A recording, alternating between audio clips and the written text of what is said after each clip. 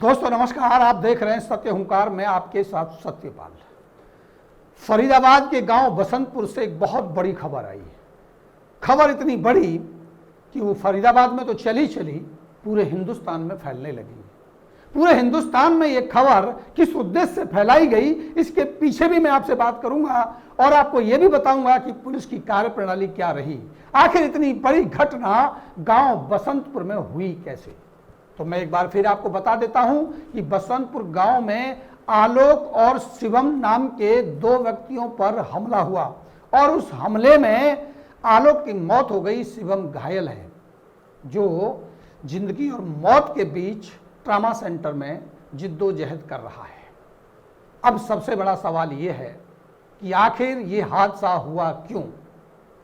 अगर ये हादसा हुआ तो फिर इसे एक नए एंगल देने की कोशिश क्यों हो रही है। और मेरा आपसे विनम्र निवेदन है, अगर आपको ये लगता है कि जनहित में ये वीडियो हर किसी के पास तक जाना चाहिए तो नैतिकता और अपनी जिम्मेदारी के आधार पर इस वीडियो को शेयर जरूर कीजिए। आइए वापस चलते हैं उसी सवाल पर कि आखिर ये घटना क्यों हुई। जबकि G20 चल रहा है, दिल्ली के सारे बॉर्डर सील हैं, आम व्यक्ति बॉर्डर पार नहीं कर सकता।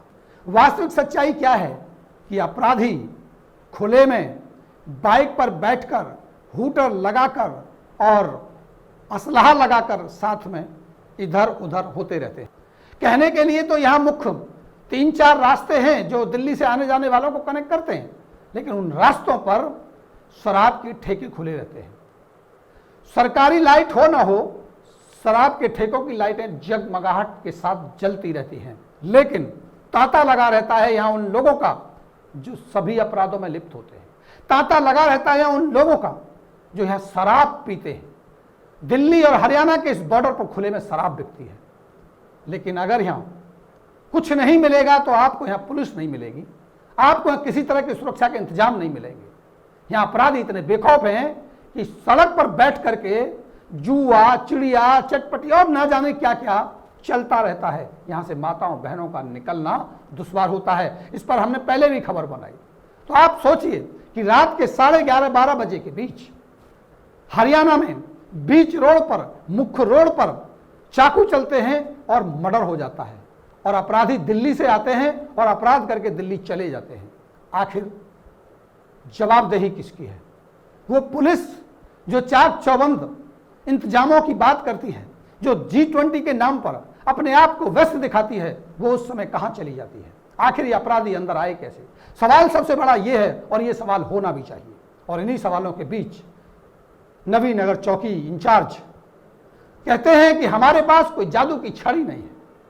सच कहा आपने चौकी इंचार्ज साहब, आपके पास जादू की छड़ी नहीं है। अगर आपके सूबे का CM ये कह सकता है कि हर एक व्यक्ति की जिम्मेदारी सुरक्षा की हमारी नहीं है, तो आप अगर ये कह रहे हैं और ये सच बता रहे हैं तो शायद इसमें कोई बुराई नहीं है, कोई गलती नहीं है। लेकिन सवाल सबसे बड़ा ये भी है कि आखिर इस पूरे मामले को एक नया एंगल देने का वक्त कौन दे रहा है। आखिर इस पूरे मामले को पूरे देश में ज्वलंत मुद्दा बनाने का वक्त कौन दे रहा है।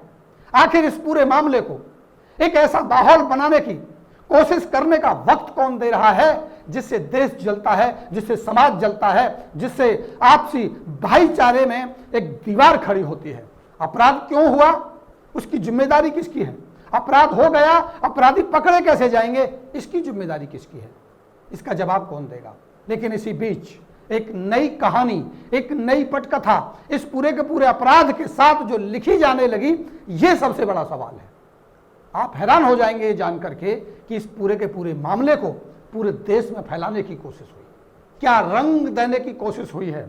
इसको समझेंगे तो आप हैरान हो जाएंगे। एक नया एंगल बनाने की कोशिश हुई है। बजरंग दल, विश्व हिंदू परिषद की एंट्री हो गई और लव जिहाद का एंगल, हिंदू मुस्लिम का एंगल और बजरंग दल के कार्यकर्ताओं के साथ अन्याय का एंगल। मैं आपको वो असल सच दिखाना चाहता हूं जो इस मामले में चला और चलाया जा रहा है। मामले को हिंदू मुस्लिम बनाने की कोशिश की जा रही है और इसी कोशिश के लिए कुछ लोग इलाके के इकट्ठा होकर के पुलिस चौकी पहुंच जाते हैं।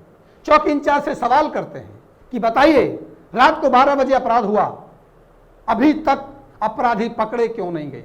क्यों ना उन अपराधियों के घर पर बुलडोजर चलना चाहिए? क्यों नहीं उन अपराधियों के मां बाप को उठा लेना चाहिए? क्यों नहीं उन अपराधियों के रिश्तेदारों को उठा लेना चाहिए? ये सवाल हुए और जवाब न्याय संगत पुलिस चौकी इंचार्ज ने उनको दिया और यह भी कहा कि हम इसकी जांच कर रहे हैं, जांच करने पर इसका हम संज्ञान भी ले रहे हैं और उन अपराधियों को जल्द से जल्द पकड़ भी लेंगे। मामला यहां रुका? ऐसा नहीं है, मामला इसके बाद शुरू हुआ। उसके बाद शाम होते होते हिंदू के नाम पर, धर्म के नाम पर राजनीति होने लगी और अपनी दुकान सोचने लगी। इसको समझिए। सबसे पहले मैं आपको वो ट्वीट दिखाता हूं जो ट्विटर जंग शाम को छिड़ी और पूरे देश में इसको वायरल करने की कोशिश हुई।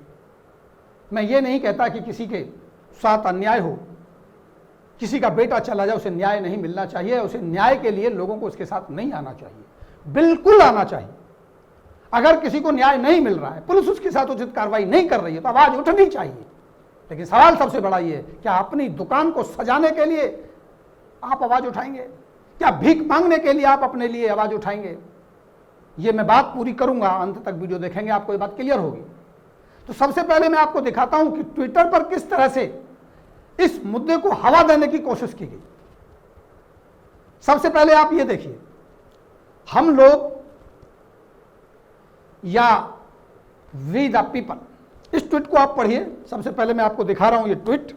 हरियाणा के फरीदाबाद में आलोक चौधरी की इस्लामवादियों ने चाकू मारकर हत्या कर दी। उनके साथ शिवम कुमार भी थे जिन्हें गंभीर चोटें आईं। यहां तक बात हो तो समझ आती है, लेकिन सवाल केवल यहां तक नहीं है, सवाल इसके आगे का है। आगे वो क्या लिखते हैं ये देखिए। ये दोनों बजरंग दल के स्वयंसेवक हैं। आरोप है कि उन्होंने हिंदू महिलाओं को धर्म परिवर्तन के लिए प्रलोभन देने वाले पुरुषों का विरोध किया था। अब आप देखिए, पुलिस जांच की कोई आवश्यकता नहीं। ये ट्विटर पर बैठे लोग किस जगह हैं मैं नहीं बता सकता, लेकिन इन्होंने पूरी पड़ताल कर ली, इन्हें पूरी इन्वेस्टिगेशन कर ली कि ये पूरा का पूरा मामला एक हिंदू की लड़की को लव जिहाद से बचाने का है और इन्होंने ये लिख दिया। ना जांच पड़ताल, ना कोई खाता बही, जो इन्होंने कह दिया वही सही। और यही कॉपी पेस्ट आगे और आगे, आगे और आगे चलता रहा और पूरे देश में फैलने लगा। और ये लोग कोई आम लोग हों ऐसा नहीं है, ये वो ट्विटर हैंडल हैं जो प्रतिष्ठित ट्विटर हैंडल माने जाते हैं, जिनकी अपनी एक रीच होती है, जिनकी अपनी एक पहुंच होती है, जो बहुत लोगों तक इस खबर को पहुंचा सकते हैं और उनके दिमाग में इस जहर को भर सकते हैं कि एक ऐसे व्यक्ति के साथ अन्याय हो गया जो लव जिहाद पर काम कर रहा था और वो बजरंगी हमारा कार्यकर्ता मारा गया। मैं ये बिल्कुल नहीं कह रहा हूं कि किसी बेटे को न्याय ना मिले, लेकिन सवाल ये है कि आप एंगल क्या दे रहे हैं। क्या वाकई ये झगड़ा बजरंग दल के ऊपर हुआ? क्या वाकई ये मरने वाले बजरंग दली थे? क्या वाकई मारने का कारण ये वही लव जिहाद था? तो आप समझ लीजिए इस बात को, ये टोटली गलत लगता है। वैसे तो ये पुलिस इन्वेस्टिगेशन का मामला है, पुलिस जांच कर रही है और पुलिस के सही तथ्य आने पर हम आपको इसकी सही पड़ताल देंगे, लेकिन उन सवालों को नकारा नहीं जा सकता कि रात के 12 बजे या 11:30 बजे जब घटना हुई तो ये बजरंग दल के कार्यकर्ता आखिर उस सड़क पर उन अपराधियों के साथ क्या कर रहे थे।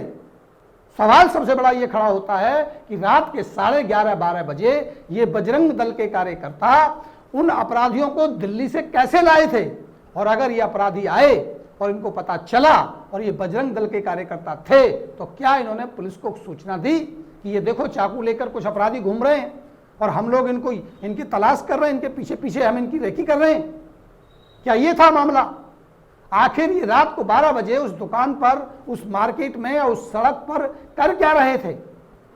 और ये बजरंग दल के कार्यकर्ता ये आखिर करते क्या थे? इनका कारोबार क्या था? क्या ये पढ़ते थे, कोई काम करते थे? ये बड़े सवाल है, लेकिन इनको पड़ताल करने की आवश्यकता नहीं है। हमें सिर्फ ये कहने की आवश्यकता है कि ये देखो बजरंग दल के कार्यकर्ताओं की मौत हो गई है, और इस खबर को पूरे देश में फैला दो कि बजरंग दल के कार्यकर्ता मारे गए हैं, और इसलिए मारे गए हैं क्योंकि वो हिंदू बहनों की लाज बचाने के लिए लव जिहाद के खिलाफ इनसे लड़ रहे थे, इसलिए लड़ते लड़ते वो शहीद हो गए। इस खबर को ऐसे बना के फैला दो। अब आप बताइए मुझे, क्या ये लव जिहाद के एंगल को हवा देने की कोशिश नहीं है? क्या ये समाज में जहर फैलाने की कोशिश नहीं है? और ये केवल एक व्यक्ति ने कहा हो ऐसा नहीं। आइए एक और दिखाता हूं। द जाट एसोसिएशन हरियाणा के फरीदाबाद से खबर मिल रही है कि मुगलों द्वारा 2 हिंदू युवा शिवम और आलोक को चाकुओं से गोद गोद कर मार के घाट उतार दिया। हिंदू लड़की को लव जिहाद का शिकार बनने से रोकने पर इस कांड को अंजाम दिया गया है, ये इन्होंने पुष्टि कर दी। और देखिए आगे मेघ अपडेट। अब ये ट्विटर हैंडल कोई छोटे मोटे ट्विटर हैंडल नहीं है, इनकी रीच है 83 हजार, 50 हजार, 60 हजार तक इन लोगों ने अपनी रीच को पहुंचाया, और उसके बाद कुछ और लोगों ने इसको वायरल किया होगा। बजरंग दल कार्यकर्ता Shivam and Alok who were actively working against love jihad and conversion। आप बताइए कौन सी जगह ये काम कर रहे थे, कहां ये काम कर रहे थे? बड़ी एक्टिवली होकर के लव जिहाद के खिलाफ ये काम करते थे। भाई हम तो इसी इलाके के रहने वाले हैं, हमने तो कभी इनको नहीं देखा किसी लव जिहाद में और कभी हिंदू संगठनों में और बजरंग दल में काम करते हुए। हमने तो कहीं इनकी कोई हिस्ट्री नहीं सुनी। हमें तो ये पता चला, वैसे मुझे नहीं कहना चाहिए, लेकिन जो सत्य है वो सत्य बोला जाएगा। मुझे यहाँ के लोगों से पता चला कि ये लड़का कुछ करता धरता नहीं था, ये भी इन आवारा गर्दों की टीम में शामिल था। कहा यह भी गया कि ये रात के 12 बजे सिर्फ इस बात पर झगड़ा हुआ कि बेटा बेटा कह दिया, और उसको बेटा कहना बुरा लगा, और इसी बात पर तू मैं हुई, और उसके बाद झगड़ा हो गया, और झगड़े में चाकू चला, जान चली गई। इसकी निंदा करते हैं। उस बच्चे की जान चली गई, इसका जिम्मेदार कौन है? इसके लिए हम प्रशासन और शासन को जिम्मेदार मानते हैं। हम स्पष्ट रूप से कहते हैं कि आखिर वो अपराधी बेखौफ रोड पर कैसे घूम रहे थे, पुलिस आखिर कर क्या रही थी? वो भी रात के 11:30 बजे की बात है। सवाल यहां से लोग खड़े होंगे और ये सवाल हम पूछेंगे। आइए एक और दिखाता हूं आपको। ये देखिए, संघर्ष सत्य के लिए, संघर्ष सत्य के लिए। वैसे तो अब क्या कहूं इनके लिए मैं। फरीदाबाद में बजरंग दल के कार्यकर्ता शिवम और आलोक को जिहादियों ने चाकू से गोदकर मार डाला, एक की मौत। यहां तक हो सकता है ठीक हो खबर। पिछले महीने इन कार्यकर्ताओं ने हिंदू लड़की को इनके चुंगल से बचाया था, इस बात से नाराज थे जिहादी। दूसरे बजरंग दल का कार्यकर्ता भी जिंदगी और मौत के बीच जंग लड़ रहा है। फिर वही मेरा सवाल कि पिछले महीने इन्होंने लव जिहाद से किसी को बचाया था, क्या इसके कोई पुलिस प्रमाण हैं? क्या इसकी कहीं कोई FIR है? क्या ये किसी पटल पर इसे प्रूफ किया जा सकता है? बेकार की बातें बस हमने सुनी, लिखी, डाली और हमने उसको फैला दिया, बिना सोचे बिना समझे। हमारे मन में जो आया बटन दबाया और हमने खबरों को आगे आगे फैला दिया। चाहे समाज में जहर घुलता रहे, चाहे देश जलता रहे, चाहे समाज जलता रहे, हमारा काम केवल यह है कि हम इन्हें फैलाते रहेंगे। और क्यों फैलाएंगे इसको भी समझिएगा। इसके पीछे की कहानी भी आपको समझाता हूं कि आखिर ये काम ऐसा कर क्यों रहे हैं ये लोग। द एनालाइजर लिखते हैं, the very bad and horrible news from Faridabad, जिहादी step to Bajrang Dal workers, death of 1। वही है सब कुछ जो पहले लिखा गया है। Last month these Bajrang Dal worker had save a Hindu girl from their clutches and the jihadi were angry because of this। मतलब जो भाषा एक में लिखी गई है, अमूमन भाषा वही, त्रिनी भी वही लिख रहा है। ब्रेकिंग न्यूज बजरंग दल कार्यकर्ता शिवम एंड आलोक, मतलब वही भाषा, same to same, copy to copy. Share करते जाइए। फरीदाबाद में बजरंग दल के कार्यकर्ता शिवम और आलोक को जिहादियों ने चाकू से गोदकर मार डाला, एक की मौत। पिछले महीने इन बजरंग दल के कार्यकर्ताओं ने हिंदू लड़की को इनके चुंगल से बचाया था। बस इतनी सी बात पर ये नाराज थे। वही भाषा एक जगह से लिख दी गई और कॉपी कर दिया गया, और इसको वो रंग देने की कोशिश की गई। और हमको भी बजरंग दल और हिंदू संगठनों के नेताओं ने कहा, जो हमने पहले भी खबर चलाई है, कि अगर 24 घंटे में उसकी गिरफ्तारी नहीं होती तो हम आंदोलन करेंगे, हम रोड जाम करेंगे। और पुलिस चौकी इंचार्ज ने यह हिदायत दी कि अगर आप रोड जाम करेंगे तो कानूनन मुझे कार्रवाई करनी होगी और करनी भी चाहिए। अब देखना यह होगा कि मामला क्या बनता है। लेकिन अब सबसे बड़ा सवाल कि आखिर ये लोग इस तरह की खबरों को फैलाते क्यों हैं? आखिर ये लोग हिंदू के नाम पर, धर्म के नाम पर, गौ रक्षा के नाम पर ये एजेंडा चलाते क्यों हैं? इस एजेंडा के पीछे इनका असल सच क्या है?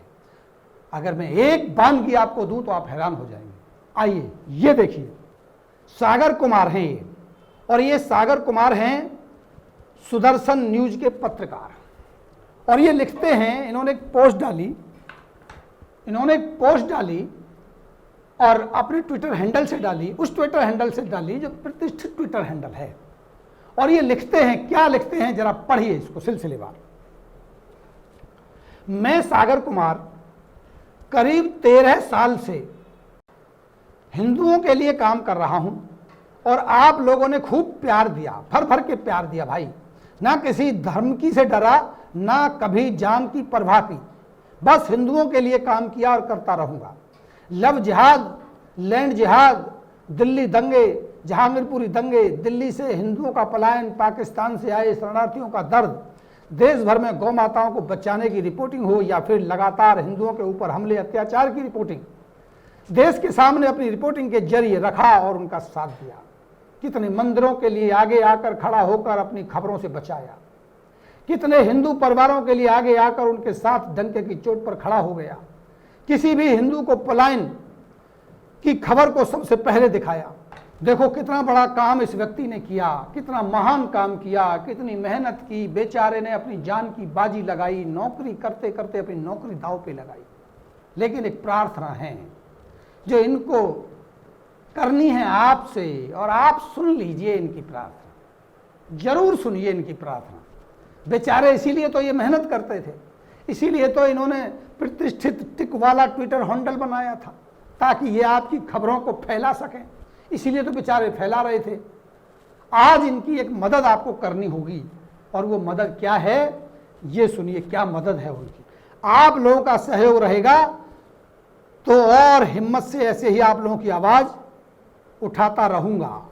वैसे तो ये पत्रकार है, आवाज़ उठाने का इसका कर्तव्य है, लेकिन अगर आप इसकी मदद कर देंगे, मदद मतलब इसको भीख दे देंगे, तो ये काम बखूबी करता रहेगा। अब भाई घर भी तो चलना चाहिए ना। अब इन लोगों का घर कहाँ से चलेगा? इन धर्म के ठेकेदारों का घर चलेगा कैसे? पूरे दिन तो बेचारे चौकी पे और सड़क पर धर्म की लड़ाई लड़ते रहते हैं, काम धाम तो ये कुछ करते नहीं हैं। और अगर ये आपके लिए धर्म की लड़ाई लड़ते हैं तो फिर आपका भी तो हक बनता है कि आप इनको दान करें, आप इनको पैसे दें। ये आपसे भीख मांग रहे हैं, और आपको अपना पेटीएम नंबर मैंने ढक दिया है, कहीं गलती से आप मेरे कहने से दे ना दो। इनको इस पेटीएम पर पैसे भेजिए ताकि इनका घर परिवार चले और ये हिंदुओं की ठेकेदारी लेकर के ठेकेदारी करते रहें। इसीलिए कहा जाता है धर्म के ठेकेदार, कि ये धर्म का काम करेंगे, आप इनको भीख देते रहिए। और देने वाले भी बड़े महान हैं, सैल्यूट है मेरा उनको, उन्होंने भी दे ही दिया। ये देखिए 2 रुपये दे दिया बेचारों, क्योंकि भीख में कितना होता है आजकल, 1 रुपया तो चलता नहीं है, लेकिन ऑनलाइन तो चल जाता है 1 रुपया भी, पर बेचारे ने 2 रुपये दिए भीख में।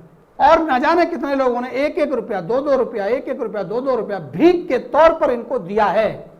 और मैं मानता हूं कि इनके पास हजारों लाखों रुपए इकट्ठे हो गए होंगे और बखूबी अपने काम को अंजाम दे रहे होंगे और देते रहेंगे। लेकिन सवाल सबसे बड़ा यही है कि घर में बैठे बैठे लोग ट्विटर पर ट्वीट करते करते किस तरह से जहर आपके दिमाग में भर देते हैं, इससे बड़ी वानगी हो नहीं सकती। सवाल ये होने चाहिए थे कि आखिर यह अपराध क्यों हुआ और इस अपराध होने के बाद उनको सजा क्या मिलेगी। आपको चाहिए था कि पुलिस की मदद करते और इन अपराधियों की पहचान कराते, इनको पकड़वाने में इनकी मदद करते, लेकिन नहीं। हमको तो ये बताओ कि ये बजरंग दल का कार्यकर्ता कैसे मारा गया। बहुत सारे सवाल हैं। जैसे ही बजरंग दल के उन नौजवानों के मौत करने वाले अपराधी पकड़े जाएंगे, हम उनकी खबर आप तक जरूर पहुंचाएंगे। आप जुड़े रहिए, जनहित में इसको शेयर जरूर कीजिए। नमस्कार।